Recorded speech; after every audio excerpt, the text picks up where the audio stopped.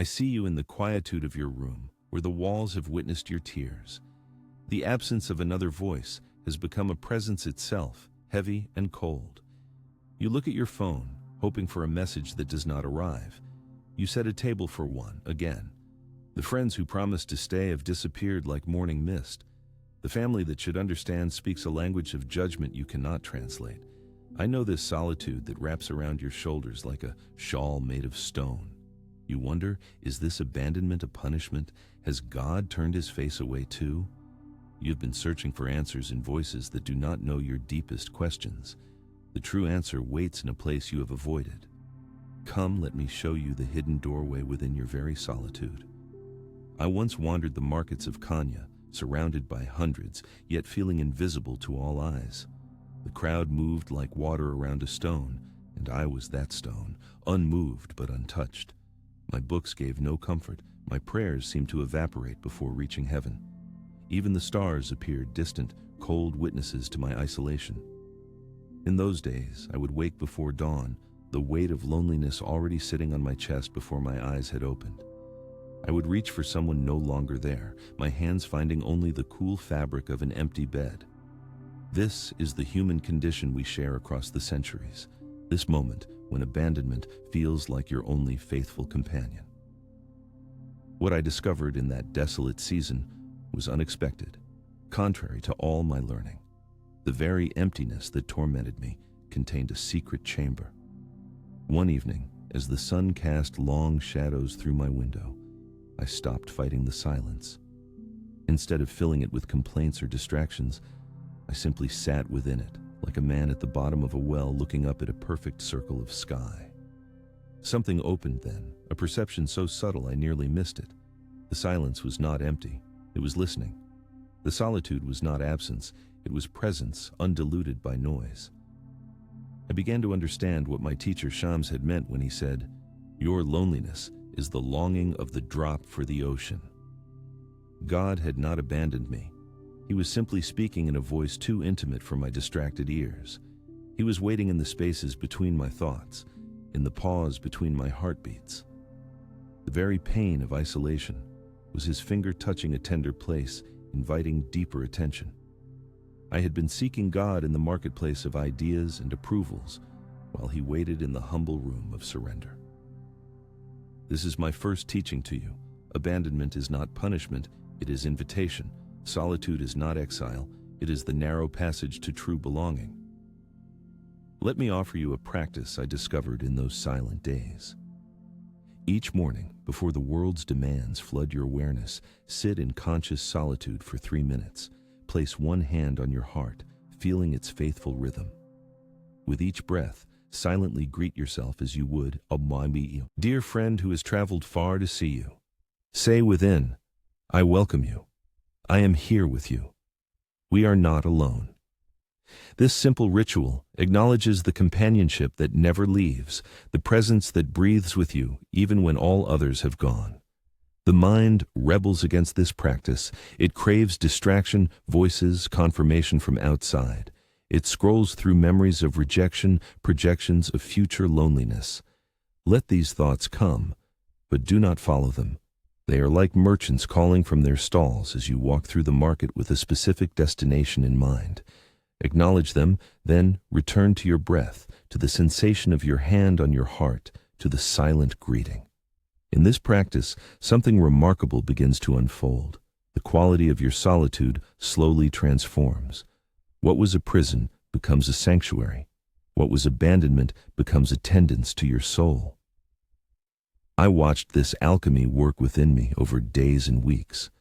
I still felt the human longing for connection, but it no longer defined my existence. A deeper current was carrying me, a river that flowed beneath the desert of isolation. When friends finally returned to my door, they noticed a change they could not name. I was present with them in a new way, neither grasping nor distant. I had found a center of gravity that did not depend on their arrival or departure. This is the paradox I offer you. Only by entering fully into your solitude will you discover you were never truly alone. Only by accepting abandonment can you find what cannot abandon you. Even now, as you read these words, that faithful presence waits within your loneliness. The very space that feels empty is pregnant with possibility. God's companionship does not announce itself with thunder. It reveals itself in the courage to remain when all seems lost. As I wrote in my journal during those solitary nights, the wound where love departed becomes the opening where God enters. This is not instant transformation. Some days you will still feel the sting of human absence, the ache for arms around you, for a voice that knows your name. Honor these feelings without shame. They are the honest prayers of your heart. But between these waves of longing, practice returning to the sanctuary of conscious solitude. 5 minutes of true presence with yourself is more nourishing than hours of distracted company. Consider this truth that contradicts the world's teaching. The most profound connection happens not when someone fills your emptiness, but when you discover the fullness already within it. The world says solitude is failure. Spirit knows it as the womb of wisdom. The world treats abandonment as rejection. The heart recognizes it as the beginning of true intimacy with life itself. Before dawn each morning, after my practice of conscious solitude, I would write a single sentence of gratitude for the day that had not yet revealed itself. This small discipline gradually reoriented my vision. I began to see that order in the soul creates order in perception. Faith becomes not a desperate plea, but a quiet certainty carried in the body. The abandoned heart, having touched its own depths, becomes a vessel that can truly hold both joy and sorrow without breaking. You are not forgotten. You have never been forgotten. The very hand that seems to have let you go is actually leading you home by a path you could not have chosen voluntarily. Trust this paradox. In the deepest solitude, you will find the thread that connects you to all beings. The door to belonging opens inward. The ashes of what was lost still cling to your fingers. I see how you look at them, these remnants of a life that no longer exists. Perhaps it was a relationship that crumbled despite your faithful tending. Perhaps it was employment that vanished overnight, leaving you questioning your value. Or maybe it was a substance that promised relief, but delivered chains, and now in sobriety, you face the wreckage it left behind. I have walked among such ruins myself. There were days when I believed nothing green could ever grow from such scorched earth. The marketplace of Kanya knew me as a scholar, but behind closed doors, I was a man drowning in grief after losing my beloved friend Shams. I know the taste of starting over when every beginning feels like another opportunity for devastation. I know you carry this weight silently. The world moves forward while you feel trapped in a moment of collapse. You smile when others expect it. You speak of progress because they need to hear it. But in the sanctuary of your honest thoughts, you wonder, how many times must I rebuild from nothing? How many fresh starts can one heart endure before it refuses to hope again? I want to ask you a question, and I ask you to be honest with me and yourself. Do you believe, in the deepest chamber of your heart, that this devastation might actually be the foundation of your most authentic life? If this question touches something real inside you, if you recognize this struggle between despair and possibility, write in the comments, "I am ready to rise again." When you share this, you are not just acknowledging your pain, you are joining hands with countless others who stand in similar ashes. Your courage to speak truth may be exactly what another soul needs to hear today. During the darkest period after losing Shams, I would walk along the edge of the city where potters worked with their kilns. One day, watching a master craftsman place delicate clay vessels into the fierce heat, I asked him, "How do you know the fire will not destroy your work?" He looked at me with eyes that held the wisdom of generations and said, "The fire reveals what was truly in the clay all along. What appears to be destruction is actually the birth of permanence." Those words entered me like a seed finding soil after a long journey on the wind. That night I dreamt of myself as a clay vessel entering flames. The heat was not punishment, but purification. What burned away was not my essence, but my illusion. I began to understand that loss strips us down to what cannot be taken.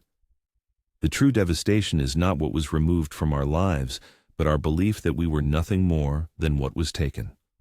In the weeks that followed, I began a practice that saved me from the quicksand of self-pity. Each morning, I would name one quality that no circumstance could remove from my being. Not my reputation, not my possessions, not even my relationships, but the essential attributes of my soul: capacity for compassion, ability to perceive beauty, potential for wisdom, talent for seeing connections between seemingly separate things. This simple practice began to reveal a truth contrary to my grief. What remains after loss is not less but more essential. The fire had not destroyed me. It had distilled me. I was not diminished but clarified. The world teaches that devastation is the end of the story. Spirit knows it as the beginning of the authentic chapter. The world measures recovery by what is regained. The heart recognizes true healing by what is finally released. From this understanding, I offer you a practical ritual for times when you feel reduced to ashes. Find a small stone that fits comfortably in your palm. Each morning, hold this stone and speak to it one truth about your essential nature that no circumstance can take from you. I am still capable of kindness. My heart still recognizes beauty. I still carry wisdom earned through experience. Then place this stone where you will see it throughout the day, a small altar to what remains unconsumed by any fire. God is not the author of your devastation, but He is the companion who walks with you through its terrain. His presence is not a shield against loss, but a light within it. When I finally emerged from my period of intense grief, I wrote in my journal, "The wound becomes a door when we stop seeing it as a prison." This is the alchemy of spiritual transformation, not the absence of pain, but its transfiguration into wisdom, not the erasure of scars, but their evolution into maps for others who will walk this path after you. I watched this mystery unfold within myself over months that felt like years. Slowly, almost imperceptibly at first, what had been taken from me no longer defined me. The absence became a space where new presence could enter. I began to compose poems that came from a deeper place than any verses I had written before.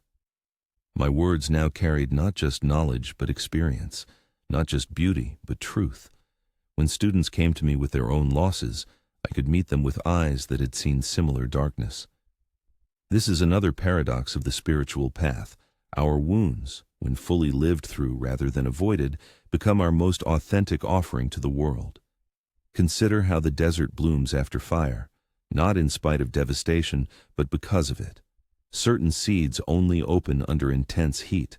Certain minerals only reveal their brilliance after pressure. You are both the desert and the seed, both the mineral and the pressure. The very circumstances that feel like obliteration are actually the conditions for your most essential expression. This is not spiritual bypass or false comfort.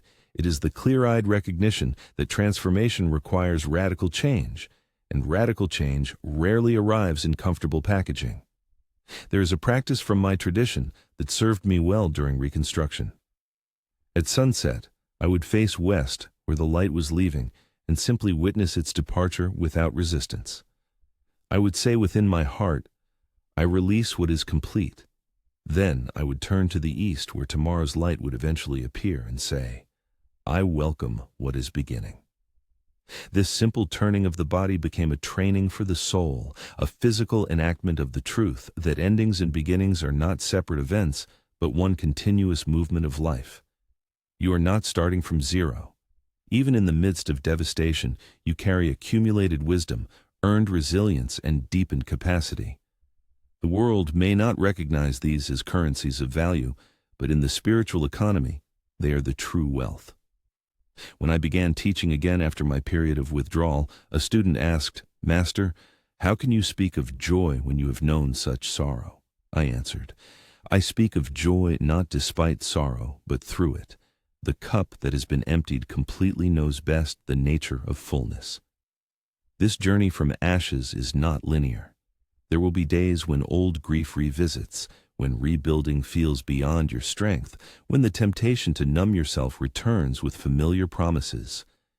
Honor these moments without judgment. They are not evidence of failure, but confirmation of your humanity. In my own darkest hours, I would place my hand on my heart and simply say, I am still here. God is still here. This moment is still here. This smallest act of presence was sometimes all I could manage, and it was enough to take the next breath, the next step. The fire that burned through your former life has left fertile ground. What will you plant there? This is not a question that needs an immediate answer. Sometimes the soil must rest before new growth can begin. Trust the wisdom of your soul's seasons. The world rushes reconstruction, eager for success stories. Spirit honors the fallow period, knowing it is as sacred as visible growth. As I wrote during my own rebuilding, the seed does not question the dark. It simply continues its patient transformation, trusting the light it has not yet seen. You have been waiting for a sign, a clear voice, a brilliant light to illuminate your path. In the midst of confusion and doubt, you have looked to the heavens asking, ¿Dónde estás, Dios, cuando más te necesito? This longing for divine guidance is as old as the human heart. I remember standing under the vast desert sky outside Konya, stars scattered, like the thoughts of God, wondering if my small existence registered in that immensity. I had studied sacred texts, memorized prayers, performed every ritual with precision, yet still I thirsted for direct experience, for confirmation that I was heard, seen, known by the beloved. The silence sometimes felt like abandonment, the waiting like punishment. What I discovered through years of seeking may surprise you. It contradicts the dramatic testimonies often shared as proof of faith. The voice of God rarely arrives as thunder. The divine rarely announces itself with spectacle. Instead, it whispers through the ordinary, winks through coincidence, touches through the seemingly random. One morning, after a night of desperate prayer, I walked to the market feeling empty-handed. No answer had come. No path had cleared before me. As I moved through the crowded streets, a merchant called out, offering fresh figs. Something in his voice, the particular way sunlight caught the purple skin of the fruit, the exact words he used, suddenly aligned in a pattern that answered the very question I had been asking. Not in language, but in a momentary perfection that my heart recognized as communication. I began to understand that I had been searching for God through the wrong senses. I had been expecting a voice like human speech, a sign like human writing, when the divine speaks most clearly through patterns, resonances, alignments too subtle for the grasping mind, but perfectly clear to the receptive heart. The world teaches that spiritual communication must be extraordinary to be authentic. Spirit knows that the extraordinary hides most convincingly in the common. I had been looking for God in burning bushes, while he waited patiently in the quiet intelligence of the kitchen garden. Let me offer a practice that opened this perception for me. For 3 days, keep a small notebook with you. At the end of each day, record 3 moments when something ordinary suddenly revealed itself as strangely perfect, unusually aligned, or unexpectedly meaningful. Perhaps a conversation with a stranger that spoke directly to your unspoken concern. Perhaps a paragraph in a book that answered a question you had been carrying. Perhaps a memory that surfaced precisely when its wisdom was needed. Do not force significance onto random events. Simply notice what already feels significant but easily dismissed. This practice trains the soul to recognize the subtle language through which guidance already flows. It cultivates attention to the conversation already in progress between your life and the divine intelligence that holds it. I found that after weeks of this practice, what had seemed like cosmic silence revealed itself as constant communion. The divine was not withholding wisdom, but offering it continually through channels I had not learned to access. The noise of our anxiety often drowns the still, small voice of guidance. We pray loudly, worry loudly, plan loudly, while wisdom speaks in a register of quiet that requires a different quality of listening. One evening, as the call to prayer sounded across Konya, I sat in my small garden feeling particularly lost about a decision I faced. The more I questioned which path to take, the more confusing the options became. Finally, exhausted by my own circular thinking, I surrendered the question. I simply sat with empty hands, watching the last light fade from the sky. In that emptiness, a clarity arose that had nothing to do with figuring out and everything to do with listening in. The answer had been present all along, not as a voice dictating direction, but as a quiet knowing beneath the noise of deliberation. If these words are touching something deep in you, if you feel this conversation is for your soul, subscribe to this channel. Here, I share teachings for those seeking truth, transformation, and the awakening of the heart. Activate the bell so my words continue reaching you. The journey we walk together transcends time and space, connecting your modern heart with ancient wisdom that never ages. I discovered that faith is not belief without evidence, but trust without prerequisites. It does not require signs, but recognizes them everywhere. It does not demand proof, but perceives pattern. When I stopped asking God to validate my path through dramatic intervention, I began to notice the subtle choreography already arranging my days. The world says divine guidance must announce itself with certainty. Spirit knows it reveals itself through humble curiosity. The world seeks guarantees before proceeding. The heart recognizes that proceeding itself reveals the way. There's a simple prayer that served me when direction seemed absent. Unlike petitions asking for specific outcomes, this prayer creates space for wisdom to enter.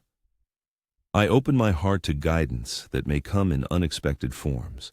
I release my assumptions about how answers should arrive. I trust the intelligence that orchestrates galaxies to arrange my small life with equal precision. This is not passive resignation, but active receptivity. It is the paradox of faithful surrender. We participate in guidance by creating space for it rather than demanding its appearance on our terms. God's presence is not intermittent, dependent on your worthiness or the correct performance of devotion. It is constant as breathing, closer than your own thoughts. What changes is not God's attention to you, but your attention to God. This is the revolutionary understanding that transformed my spiritual practice from anxious petition to grateful collaboration. I was never alone in my decisions, my struggles, my confusion. Guidance was not occasional intervention, but continuous companionship, not rare visitation, but constant conversation. When we gather with others in genuine spiritual community, this perception strengthens. One afternoon, sitting in circle with fellow seekers, each sharing their experience of the divine, I witnessed how guidance often arrives through the words of another whose experience mirrors or complements our own. A woman spoke of finding direction not through dramatic signs, but through a growing sense of peace when moving in alignment with her deepest values. Her simple testimony confirmed what was awakening in my own understanding. This is another channel of divine communication, the resonance that occurs when authentic experience is shared without pretense or performance. The practice of noticing guidance requires patience with yourself. There will be days when anxiety clouds perception, when old patterns of magical thinking demand obvious signs. Honor these moments as part of your humanity, not evidence of spiritual failure. I remember periods when fear would convince me I had been abandoned by divine intelligence, that I must take control through force of will alone. In those times, I would place my hand on my heart and simply say, "Even my doubt is held in greater wisdom. Even my confusion occurs within perfect order." This simple acknowledgement would often create enough space for clearer perception to return. You are already being guided. The very longing for direction is itself evidence of the relationship that generates it.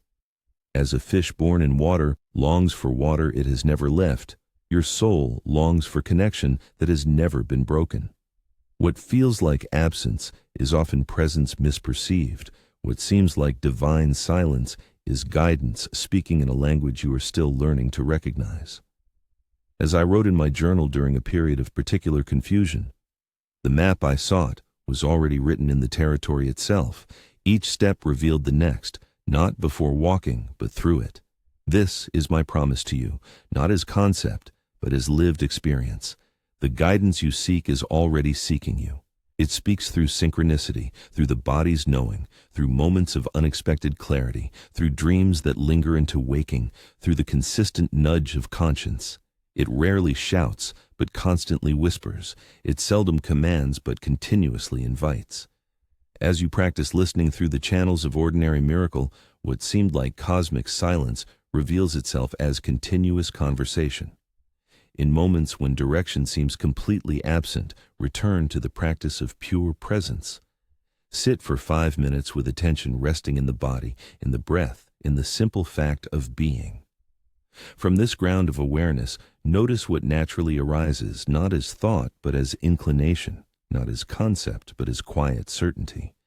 The divine speaks most clearly through this intimate channel of embodied knowing.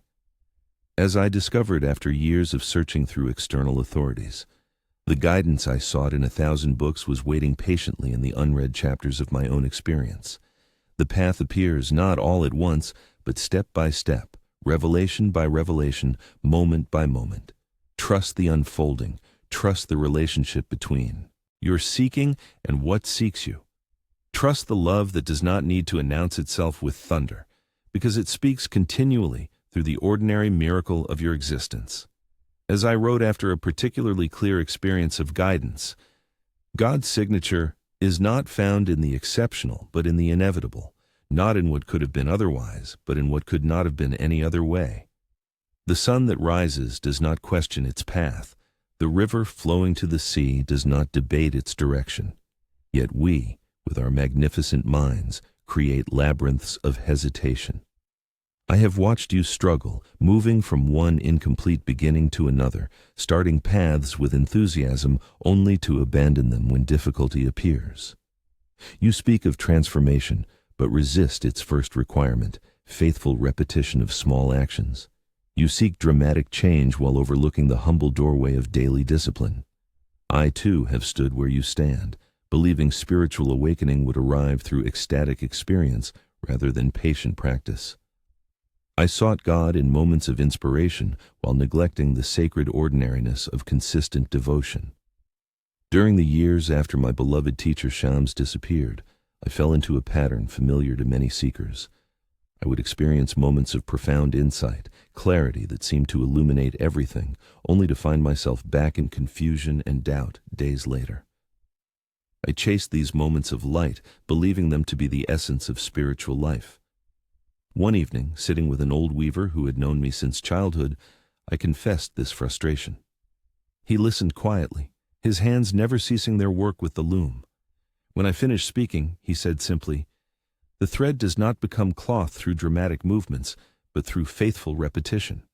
The beauty emerges not from any single pass of the shuttle, but from thousands of identical motions. Perhaps God is found the same way."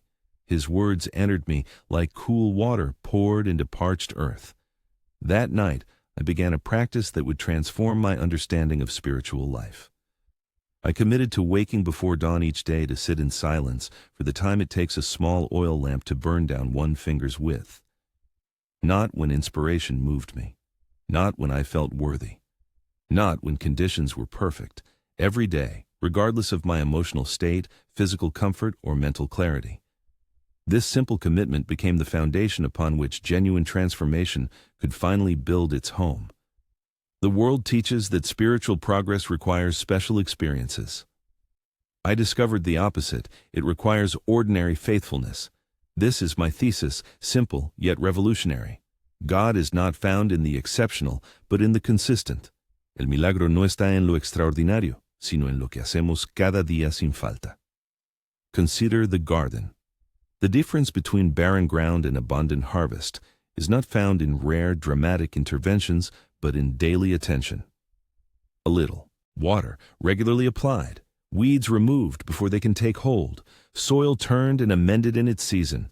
The gardener who appears only when inspired, who works intensely for one day and then abandons the plot for weeks, will harvest nothing but disappointment. Your soul is this garden. Your spiritual practices are the faithful tending that allows divine life to take root and flourish.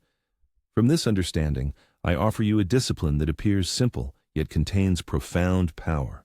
Each morning, Before engaging with the world's demands, establish 5 minutes of sacred order in your physical space. Make your bed with complete attention, transforming a mundane task into meditation. Arrange your clothing for the day with care and intention. Clear one small surface of clutter, creating a visual anchor of peace in your environment. These actions may seem trivial compared to elaborate spiritual practices, but their daily repetition creates a foundation of order in the external world that mysteriously supports order within the soul. When I established this practice in my own life, I noticed a subtle shift in my relationship with time. Rather than feeling constantly behind, constantly rushing, I began to experience a sense of sufficiency, of spaciousness even within busy days. The small act of creating order externally seemed to invoke a corresponding order internally. My mind became less scattered, my emotions less turbulent. I found myself making decisions from a place of centered clarity rather than reactive urgency. This is the paradox that emerges from faithful discipline. What appears to constrain actually liberates. What seems to restrict actually expands. God is present in this daily discipline, not as taskmaster, but as the very intelligence that infuses order with meaning. When you make your bed with complete attention, you are not alone in that simple act. The same creative force that arranges galaxies and orchestrates seasons moves through your hands. The humble becomes holy, not through dramatic declaration, but through quiet recognition of the sacred pulse beating within ordinary moments. This is not poetic metaphor, but literal truth.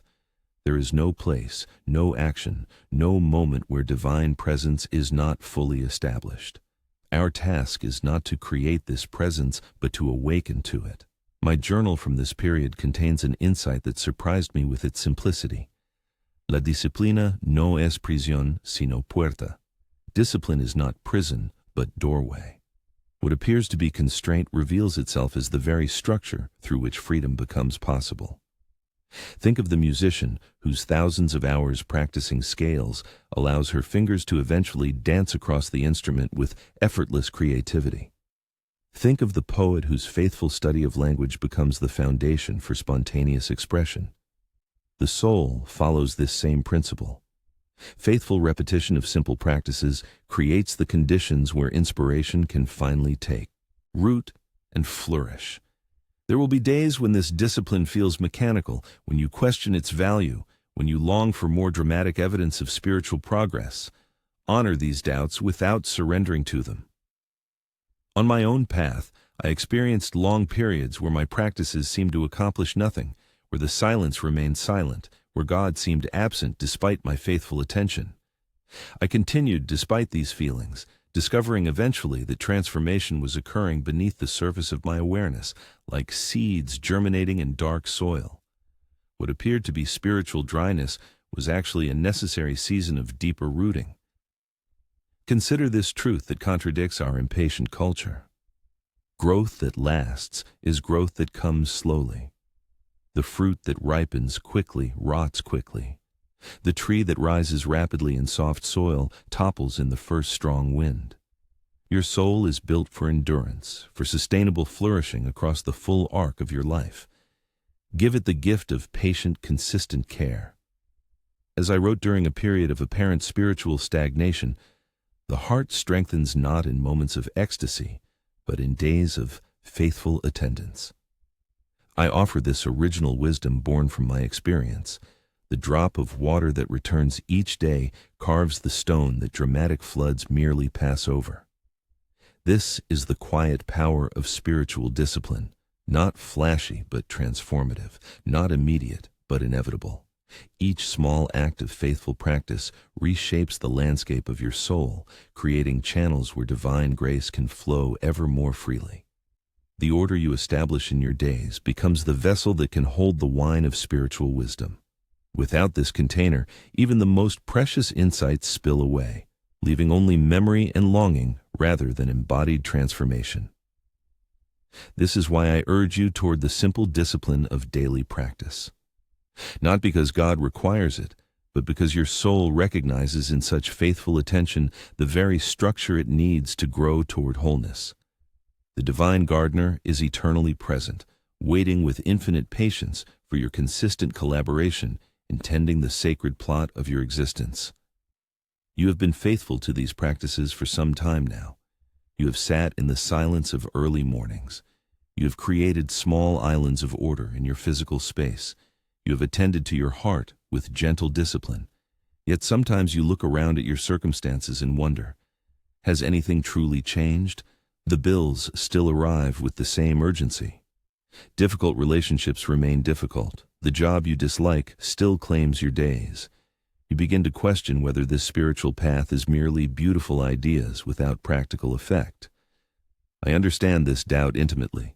It visited me many times during my own journey, whispering that perhaps all my devotions were merely elaborate distractions from life's harsh realities. Let me share what I discovered about transformation's true nature, a truth that runs contrary to our expectation. Change that matters rarely announces itself with drama. It arrives quietly, noticed first, not in external circumstances, but in subtle shifts of perception. One morning, after months of faithful practice, I walked through the same market I had walked through hundreds of times before. Nothing in the market had changed, but something in my seeing had transformed. The merchant's irritable remark that would have once occupied my thoughts for hours barely touched me. The anxiety about finances that had been a constant companion seemed to have relocated from the center of my awareness to its periphery. I noticed beauty in ordinary exchanges that had previously seemed merely functional. This shift was not a dramatic revelation but a quiet reorganization of attention. This is my thesis, surprising yet true. Transformation happens first in how we see, not in what we see. El cambio verdadero ocurre primero en la mirada, no en el paisaje. The outer circumstances may remain challenging, but your relationship to them fundamentally shifts. This subtle change contains more liberation than any external rearrangement of conditions could provide. The world teaches that spiritual progress should manifest as improved circumstances, material abundance, or dramatic healing. I discovered a more profound truth. It manifests as freedom within circumstances, sufficiency within limitation, and peace amid ongoing challenge. There is a practice I developed to recognize these subtle transformations that might otherwise go unnoticed. At the end of each week, take 15 minutes to write responses to 3 specific questions. What triggered me this week that would have overwhelmed me before? What beauty did I notice that I would have missed in the past? What fear has loosened its grip, even slightly? This simple reflection begins to reveal the quiet miracle already unfolding within you, the gradual reordering of your internal landscape that precedes any external change. The signs of genuine transformation are rarely what we expect. A student once came to me distraught because after months of spiritual practice, she still experienced anger, still felt fear, still made mistakes in judgment. She had expected these human experiences to disappear, replaced by perpetual serenity. I asked her, when you become angry now, how long does it occupy you compared to before? When fear arises, do you believe its stories with the same conviction? When you make a mistake, how do you speak to yourself afterward? Her eyes widened as she recognized the subtle yet significant shifts in her relationship with these experiences. The anger still came but departed more quickly. The fear still spoke, but was now recognized as fear rather than truth. The mistakes still occurred, but were met with increasing compassion rather than harsh judgment. God's presence in this transformation is not as magical intervener who removes life's challenges, but as the patient gardener who continues working with the soil of your being regardless of visible results. When I went through periods of doubt about my spiritual progress, I would often walk to a grove of olive trees outside Kanya. Some of these trees were hundreds of years old, their trunks twisted into sculptural forms by centuries of slow, persistent growth. One afternoon, sitting beneath these ancient witnesses, I understood something essential. Transformation follows the pace of nature, not the impatience of the human mind.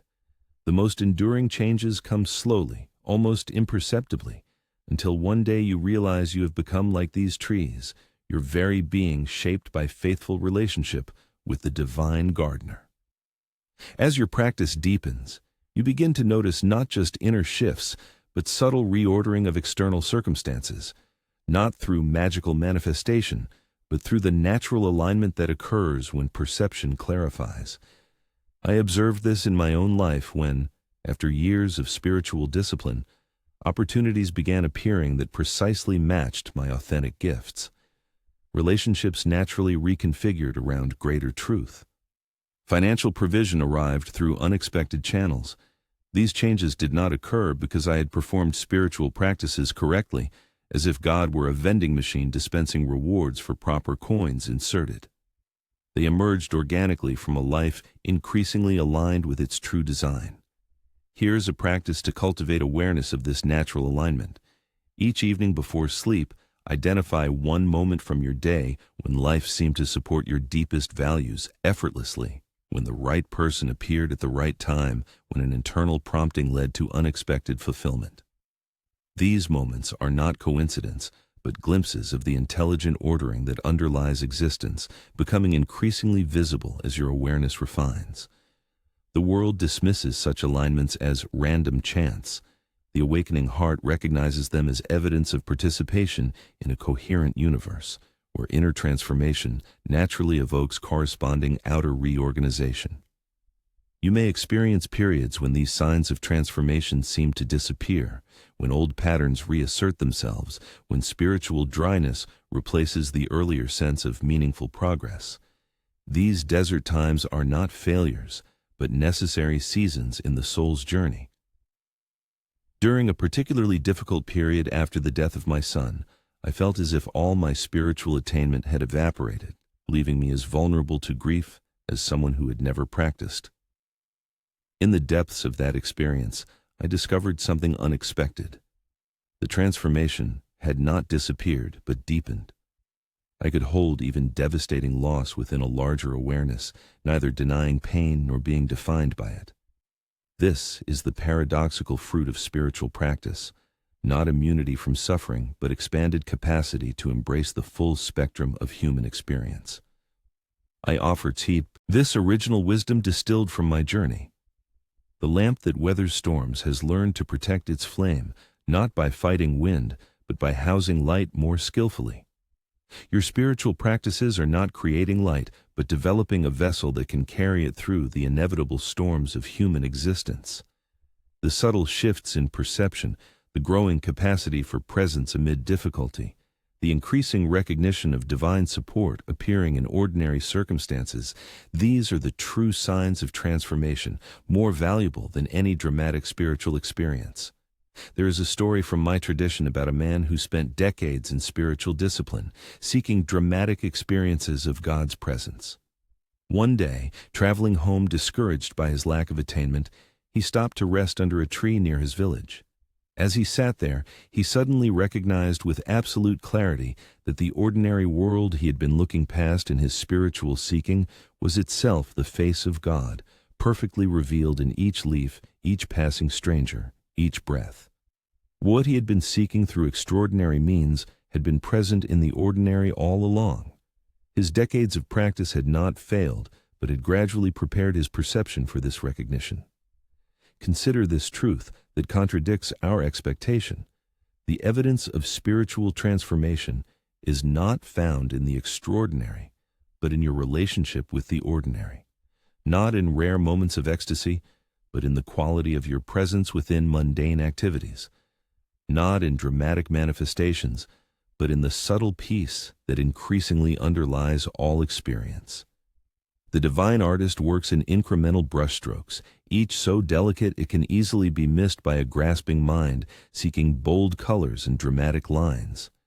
Yet over time, these gentle touches create a masterpiece of being, a life transparently animated by sacred presence.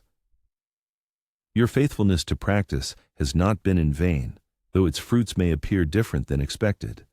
Trust the slow, organic unfolding of your transformation. Notice the quiet miracle of changed perception already altering how you experience your unchanged circumstances. As I wrote during a period when external results seemed absent, the ocean does not need to prove its depth to the fish who swims within it. Similarly, transformation need not announce itself to the one being transformed, who lives increasingly within its element. We have walked together through the landscape of loss and renewal. We have explored the discipline that creates space for grace to enter. We have recognized the subtle signs of transformation already unfolding within your life. Now I wish to speak of something more fundamental than any spiritual technique, more essential than any practice or perception. I wish to speak of presence, the foundation upon which all genuine spiritual life is built. Not your presence, though that matters deeply, but the eternal presence that holds your existence like the arid ocean holds the wave, like the sky holds both cloud and bird, like silence holds every sound ever made. In the final years of my life in Kenya, after decades of spiritual seeking, writing thousands of poems and guiding countless students, I arrived at an understanding so simple it nearly escaped me through its very simplicity. The essence of spiritual awakening is not found in extraordinary experiences, elaborate philosophies, or even devoted practices, though all these have their place. It is found in the recognition of what has been present from the beginning, God's uninterrupted companionship with every moment of your existence. This presence does not need to be created through effort or earned through merit. It cannot be increased through correct practice or diminished through failure. It simply is the fundamental reality within which all experience unfolds. I learned this truth not through study, but through surrender, not through attainment, but through admission of profound limitation.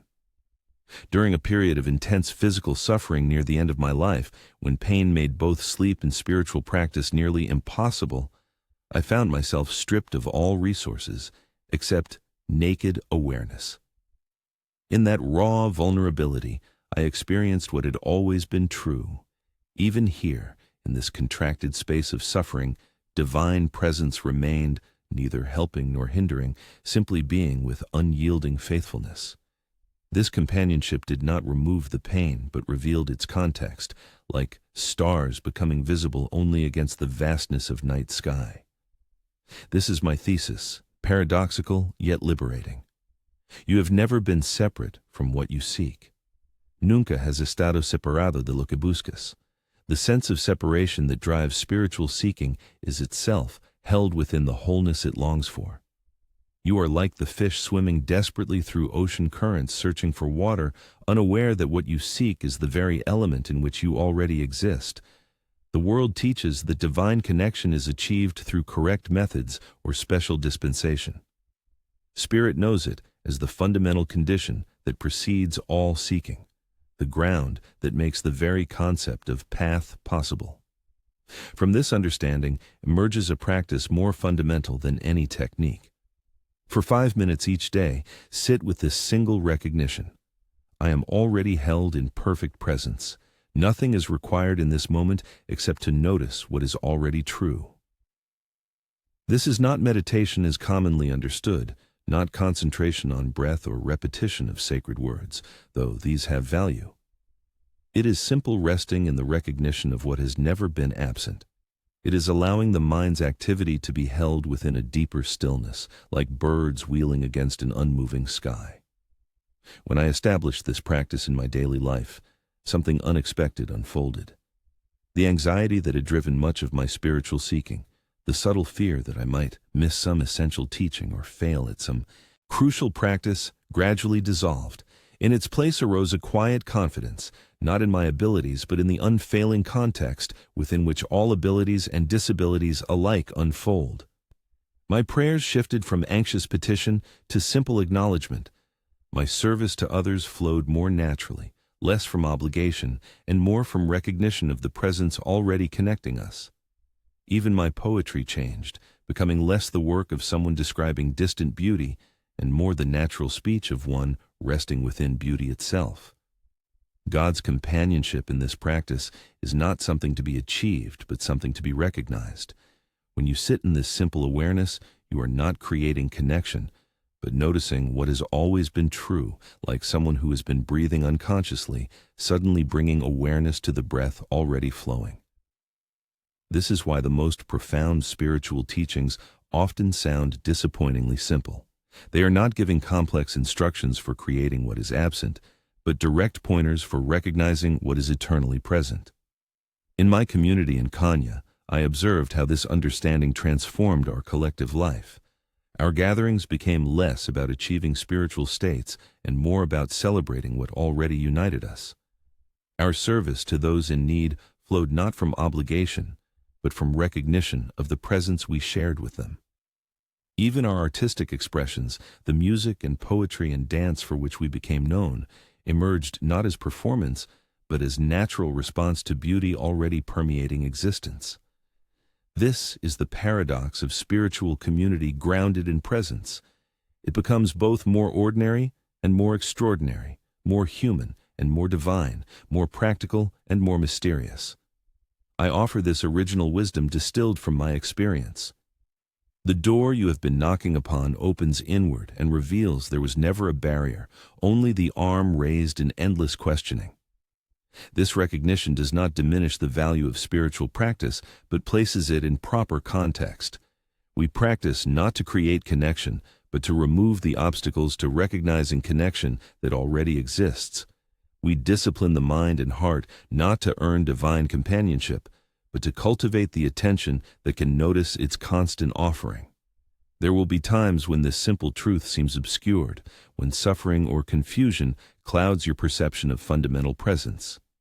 During these seasons, return to the concrete practices we have explored, the conscious solitude that reveals deeper companionship, the faithful discipline that creates vessels for grace, the attentiveness to subtle signs of transformation.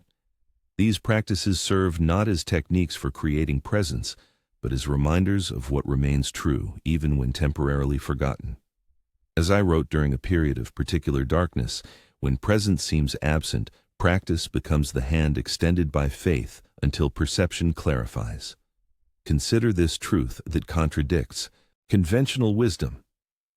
The end of spiritual seeking is not dramatic attainment, but simple recognition. Not ecstatic experience, but quiet acknowledgement of what has been true from the beginning. Not transcendence of human limitation, but embrace of limitation within limitless context. The seeker becomes not the achiever of extraordinary states, but the grateful recipient of ordinary grace, available in every breath, every heartbeat, every moment of conscious attention. If this message resonated in your soul, subscribe and be part of this awakening journey. Each week I bring wisdom for those who chose the path of true transformation, and leave in the comments, "I rest in presence." This simple declaration marks the beginning of your journey back home, back to yourself, back to the recognition that has been waiting patiently for your return. The completion of our time together is not an ending, but a transition. The words shared between us now continue their journey within your awareness, joining the conversation already in progress between your life and the divine presence that holds it. Trust this dialogue that unfolds not just in moments of spiritual practice, but in every breath, every interaction, every challenge and celebration of your human journey. As you move through your days, carrying both the weight of human struggle and the lightness of spiritual possibility, remember this core truth. You have never walked alone, not for a single moment. Let me leave you with this final practice, simple yet profound in its implications. Before sleep each night, place one hand on your heart and silently acknowledge, divine presence has accompanied every moment of this day, recognized or unrecognized. This brief ritual gradually rewrites the deep narrative of separation that drives so much human suffering. It establishes in body and mind the truth that transcends all spiritual techniques. You exist within a love that is neither beginning nor end, a companionship that requires no special circumstance or achievement, a presence that has never been absent regardless of perception. This is the peace that surpasses understanding, not an emotion to be cultivated, but a reality to be recognized. It does not depend on the resolution of your problems or the improvement of your circumstances, though it mysteriously tends to bring both in its wake. It is available equally in joy and sorrow, in success and failure, in health and illness. As I discovered in the final chapter of my life, peace is not the absence of disturbance, but the presence of love within all conditions. This love is not something you create through spiritual effort, but something you notice through spiritual attention, like a fish finally recognizing the water in which it has always swum. Go now into your days with this recognition as your foundation. Let each breath remind you of the presence that gives it. Let each challenge reveal the companionship that never abandons. Let each joy confirm the love that perpetually celebrates your existence.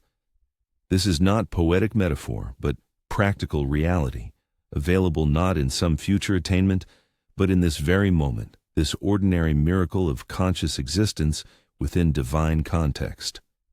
As I wrote in my final days, the journey ends where it began, in recognition of what has always been true.